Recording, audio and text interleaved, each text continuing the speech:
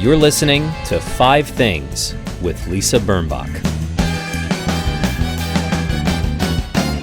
Hi, I'm Lisa Birnbach. Welcome to 5 Things That Make Life Better, which is an optimistic show to help you locate optimism during, in particular, this crazy, weird time in which we live.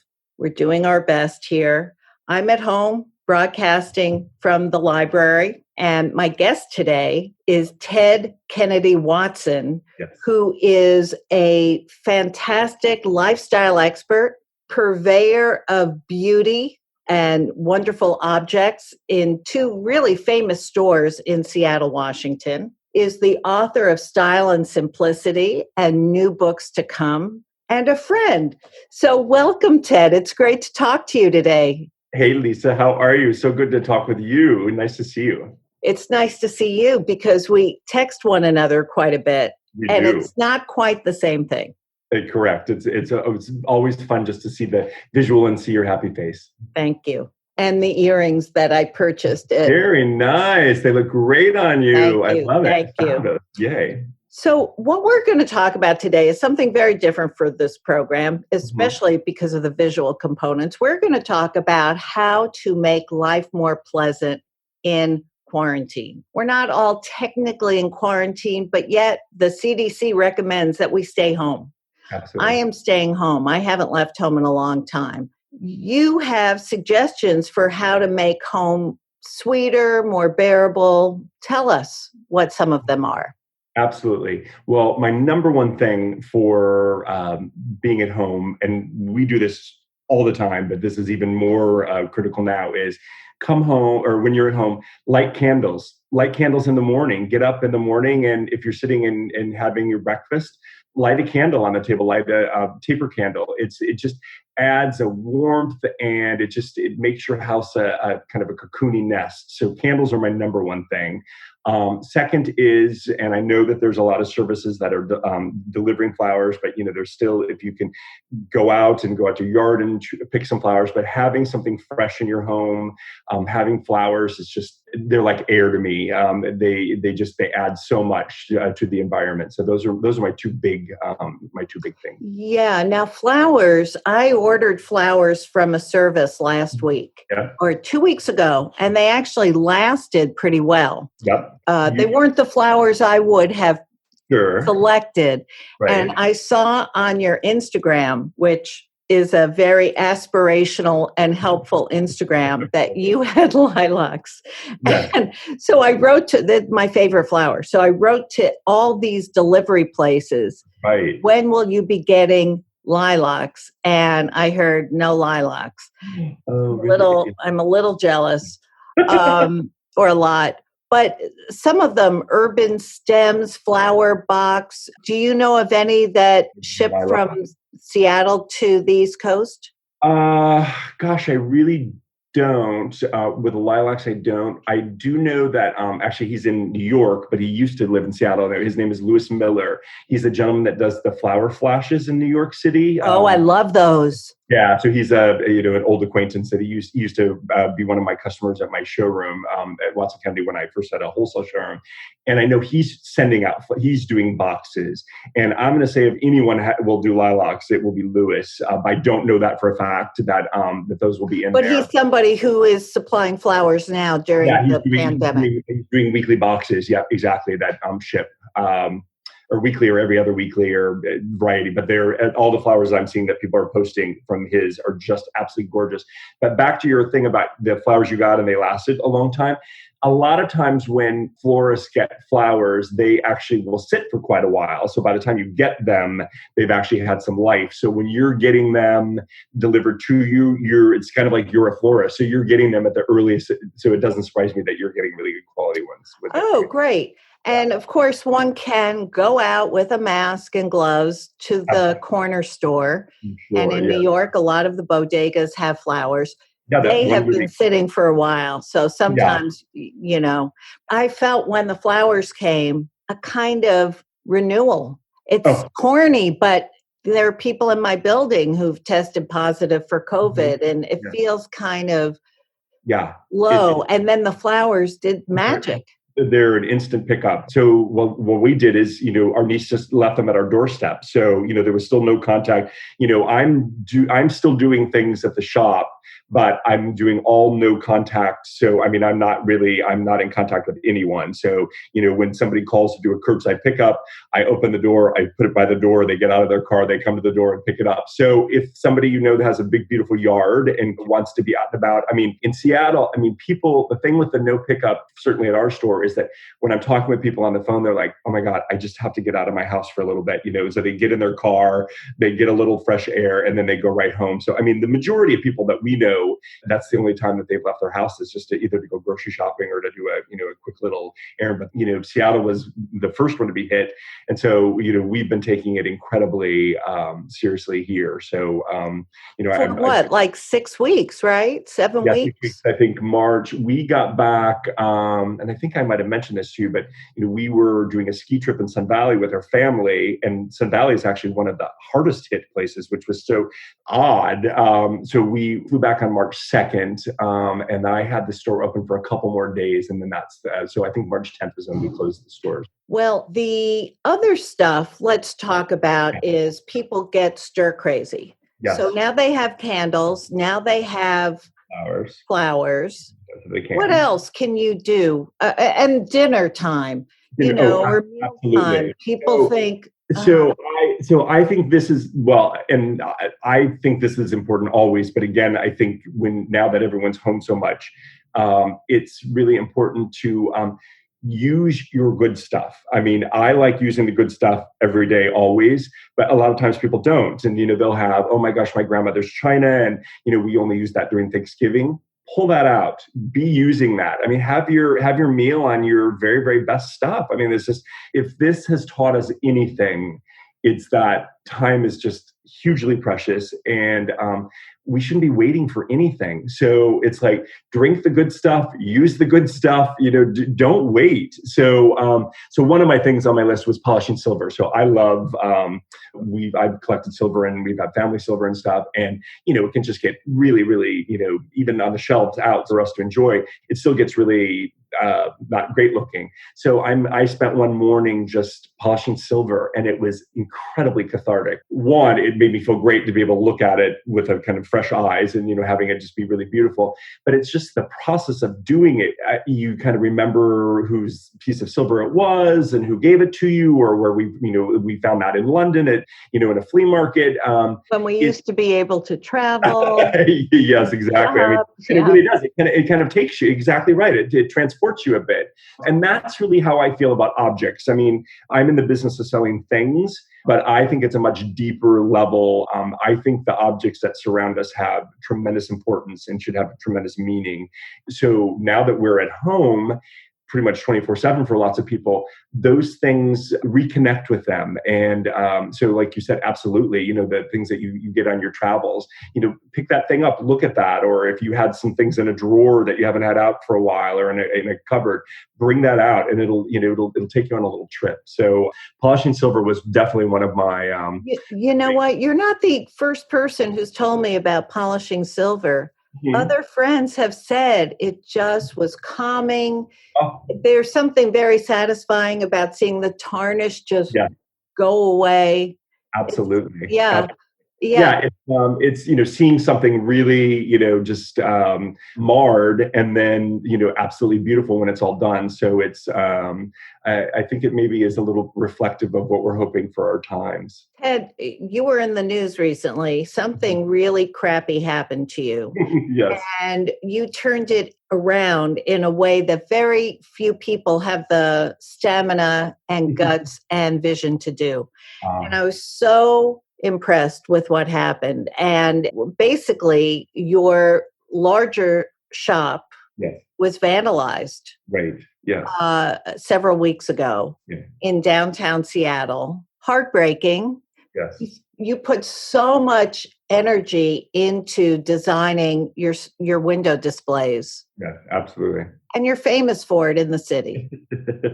What happened next?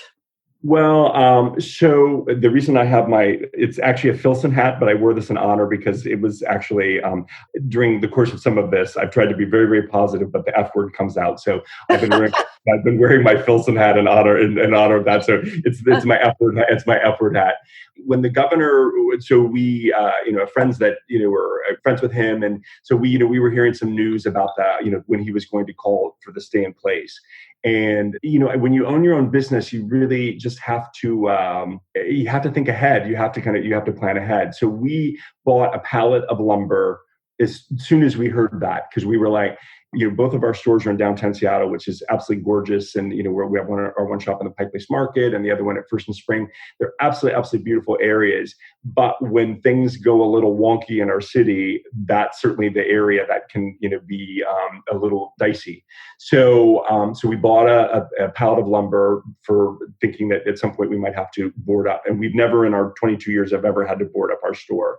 But we just felt like if a stay in place is called, which we were 100% behind and super happy that when he called that, it was more, then really kind of the bad stuff starts coming out of the woodwork. And it's exactly what happened. So I really did not want to board up. So that was, we really kind of pushed that as far as we could to not doing it. So we had our, windows looked great. And, I thought, this will be nice for people that are, out driving around a little bit, that, it would be a little happy hit. And so it was, I think the second or third day after he'd called the stay in place. And I was literally, my head was about ready to hit the pillow. I think it was, it was late, late in the night. And my phone buzzed and I was like, no one's calling me this late. It's got to be my alarm system. And I looked down and it's ADT. And so, so I just instantly pick it up and I go, have the police come now, because typically they're calling to see if it's a mistake. Or, like somebody's, like I've gone in and I haven't gotten to the alarm in time or whatever. So I was like, no, it's, get the police there. So we live very close to the store. We live 12 blocks from that store. So, we were there within 3 minutes. We just threw our clothes on and just were out the door. And the really scary part of it is, well, actually I have on my iPhone, I'm able to, I have cameras in the store, so I'm able to see from my phone. So I could see that no one was in the store, and that'll come back in the story. So we get there, and so somebody had thrown there was a work site. Seattle is just, the construction in Seattle is just crazy. All of it's come to a halt, but there's hardly a block that there isn't some construction going on. Cranes everywhere. Oh, there's cranes absolutely everywhere. So somebody had walked by one of those sites, picked up a big piece of lumber and thrown it to our window. So they didn't, I think it was just literally an act of just vandalism. They weren't coming in to actually, steal anything. I don't think it was personally. Right. I don't know what, or your wares. Yeah. No, it for sure wasn't, because the reason it took the police an hour to get to me, which was the disconcerting part, and the police have done an amazing job, but it's thankless. And so there had been that evening 4 just, in our several spans of blocks. So I was the 4th one that they were coming to. So they were, right. With all those owners. So, but my nervousness with that was, well, what if I had actually seen people in the store? So, Ted and I are zipping down to the store, I'm going to then run into the store with somebody who maybe has a gun or, right. Right. armed or whatever. So it really was hugely unsettling. Just that, like, if this were to happen again, and it actually was on the side street, it was on Spring Street. We have big 20-foot glass windows that it wasn't one of those windows, but I was like, oh my gosh, if they break one of those windows and, go into the store to, start looting, that's really going to be a deal. So for the next couple of nights, we did not sleep well at all. It was just one of those, it just wasn't great. And then the next night, so we didn't board up then. And so the next night, we're just not sleeping great. So Ted goes into the guest room to read and because I'm asleep. And then he falls asleep, but just as he's falling asleep, he's like, I think I'm hearing something.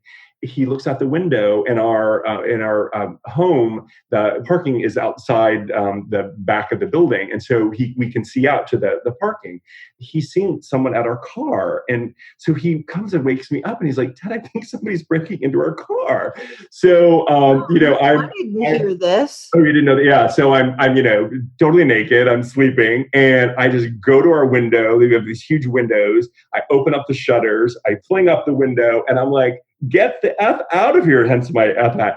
And so the guy is he broke into the car next to ours and ours. Oh my God. And, that was the very next day. So it was just and then the very next morning we woke up and Bailey, our pooch, who, Bailey, our little miniature schnauzer, who's 14 and a half, we thought she was either having a seizure or a stroke, or it ended up being vertigo. So we take her to the vet. Dogs can get vertigo? Well, little dogs in particular, when they get older, actually I shouldn't say little dogs in particular, because when we looked into it, actually it's any size dog, vertigo is really a thing, but you would think that they're having a stroke. So within a course of 2 days, we have, all of this going on.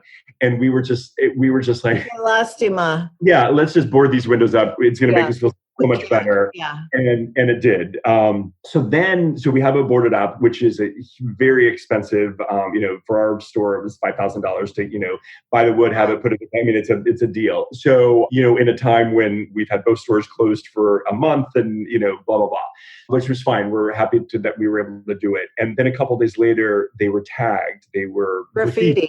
Graffiti. And me, we had the windows beautifully painted with Benjamin Moore Paint, who is always our sponsor when we're doing all of our painting. And so the wood, it just wasn't plywood. It really looked beautiful. It looked very in keeping with the historic building, blah, blah, blah. And it really bothered me. It was one of those things. It was like, it just looked so kind of. Well, you were trying so hard to beautify downtown Seattle. Yeah. Yes. You're a good guy. You have an honest, small business. Right. You care about your community. And it's just like an FU and another FU. It was. And it probably wasn't the same vandal who did it. I know. Different art forms. One glass and one graffitied. Absolutely. So then because it's a historic building, I was just like, because I was seeing a lot of people that were boarding up were having different artists come in and do the things. And I liked a lot of it, but there was just a lot of it that was maybe a little more edgy than what I was wanting, than the message that, to me, because, the business is my name, it's hugely personal. There's just very little that crosses anything in my business that doesn't have my stamp on it. Right. And so we have a really, her name is Chelsea Swan. She's one of our fabulous employees, and she's a decorative artist, and she does calligraphy in the store, and she's hugely talented. So I came up with the message. I really wanted the boards to have a message. And then she painted these beautiful, I took a Matisse quote, which I absolutely love. And so she painted flowers because it's about flowers. And so she painted those on the boards, and they really look absolutely beautiful. So it's very much in keeping with kind of what's going on. So to date, and knock wood, I guess there's a unspoken thing in the graffiti world that you don't mess with another person's art. So we shall see. I'm learning all these things as we go. So they're looking pretty great. But yes, so my thing with it is during all of this, and I think I'm a fairly optimistic person, but to really look for the silver linings, to, if we're healthy, that's the number. That to me is the number one thing, and keeping everyone healthy. We have this woman, Erica, fabulous woman who works for me, who has, I've not heard the saying, but, making lemonade out of lemons. And I've used it a lot over the last month, is that, this is not a great situation for, anyone. There's just a lot going on in the world, but, we're trying to make the very best of it. So I think that applies to being at home as well. Yes. And how do you spend your time when you're not preparing packages for customers? How do you and Ted spend your time at home? Are you binge watching a lot of stuff? We are, yes and no. We're definitely, I do a lot of stuff on social media. So I'm definitely, I find that interesting. Reading a lot. We're cooking a ton more. I don't, not only is toilet paper, a thing where, you go to stores and you don't see toilet. I've been on the hunt this week for dish detergent, like for dishwashers, right. So I actually found some yesterday at our little. I had to go get a prescription filled, and so at that drugstore they had some detergent. So washing dishes a lot, but we're really just talking to family a lot, reading, napping. I love a great nap, and to me, I think staying healthy, being really well rested is just key. And then we're doing lots of cocktails as well. So that's on my list. Like my life. Well, Ted, this has been a wonderful chat, and it's time now for your 5 things. Oh my gosh, Lisa, that went so fast. I didn't even really hard to get to much of my list, but yay. Okay, well, good. Okay, well, when I'm you're having fun, it goes fast. I know, it really does go fast. It totally does. Okay, my top 5 things. Yes, I have it up. Okay. Number 1. Yes, is my husband. And even after 32 years, he is still who I would choose to shelter in place with. I feel very lucky every day. We really enjoy each other's company, and we're together 24/7. So this time is quite testing for relationships, and it's wonderful how you two have each other's back, front, absolutely, side. Yeah, all of it, exactly. Yeah, all of it. Number 2, of course, is our pooch Bailey, and who is fine now. She's fine, yeah. So it's really interesting. I mean, literally, she could barely stand. She did this really weird head tilt. I mean, it was really, now looking back on it, it was. She just must have been really. And when they vomit you, they do an instant vomit. So it's they're just because their stomach's upset. So she's doing great. So I feel this incredible privilege to be able to take care of her. I think when a dog gets older, you watch them be able to do so much less than they were able to do. I mean, her hearing is completely gone. Her sight is going. And yet, there's still so many, every once in a while you'll see this little puppy in her. And so anyway, I feel incredibly fortunate to be able to have her with us. One of the nice things that's happened in this country is that rescues are way up. People oh my God. rescuing like crazy, fostering like crazy. It's so fantastic. I saw this amazing video where it was this shelter, and it was all the people that worked in the shelter, and they were standing in front of the cages. You might have seen this one too. It was the first time it was completely empty. And I mean, that is just so incredibly heartwarming and so cool. It's pretty great. And actually, you've met my friend. Matt. Have you ever met Matt? Matt and Devin. They live in your hood. No. You've never met them anyway. They have their country home is up in Putnam County, about an hour out of the city. And just literally before we started this, he sent me a text and with a picture of the pooch that they just. Nice.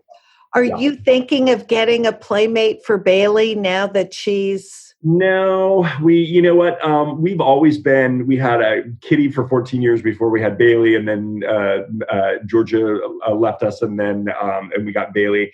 And Bailey, I think, would be like, are you kidding? Are you kidding me? Who's that? I am not the center of the, so no, I don't think so. Yeah. So it's just about Bailey. All about Bailey. Yeah, exactly. Number 3, which you mentioned earlier. Yes, flowers, exactly. Flowers are just, again, they're a huge pick-me-up and just vital in my life. So, for sure. I want to say something. Yeah. The Pike Place Market, where one of your shops is, has flower vendors. Oh. It's like being in Holland. I mean, I've never seen anything like it. And the prices are unbelievable. Absolutely. Most of the people are growing them themselves. Yes. Yes. Yeah. Yes. Oh, it's so wonderful. Yeah. Number 4. Our friends, just how much we miss our friends. It's just, friendships have always been just hugely important to us.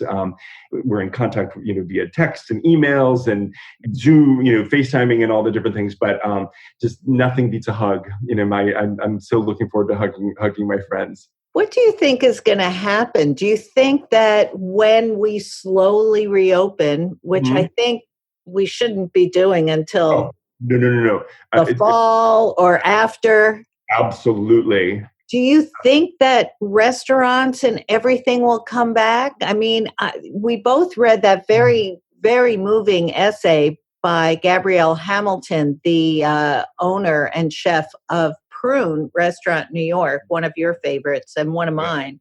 Absolutely. She feels she only wants to reopen a restaurant if large groups can come in and sort of, it felt like, repair the holes that this pandemic has created. It is going to be, it's going to be really interesting to see how this, plays out. I mean, social distancing has been a really big thing right from the very beginning here in Seattle, and certainly now it is everywhere. Whether it's a retail store like ours or a restaurant, how that's really going to work in terms of how many tables can be in a restaurant, how many people can be in my store, and will it make economic sense for the owners? Absolutely. Have 4 tables in a space that used to accommodate 12. Absolutely. And so, it just kind of breaks my heart. So, it's going to be a very interesting time for sure. So, we have to be more, my thought is we have to be, if we can, more patient. Absolutely. Really, it's another reason why we want to cozy our homes, because absolutely, as somebody said, we're not even at the end of the beginning. We're still at the beginning. Absolutely. And that's where, I think when things start opening up, and people are feeling more comfortable going out, doing takeout from these restaurants is just, every meal they sell is just really helpful for them. So whether they're, it's in their restaurant or people are taking it out. So I think it's going to be a new normal. So I don't know how it's going to. I don't know either. Number 5, I am so happy you mentioned number 5, because the president has tried to throw a wrench into the postal system, I guess, because he doesn't want write-in ballots because he's afraid of the outcome. But please tell your number 5. And number 5 is to US Postal Service workers, FedEx delivery people, UPS delivery people. They're doing just an amazing job, always with a smile, and just amazing. And they're putting themselves in harm's way, and they're doing it. We have relationships with all of our people that come because we see them each day at the stores. But now it's I make sure to give them extra thanks, and just there isn't a time that I probably haven't said thank you to them 5 times during the course of when they brought something in. Yeah, absolutely. I just bought $80 worth of stamps from the post office online. Exactly. Of course, they haven't arrived yet, but okay, that's just a joke.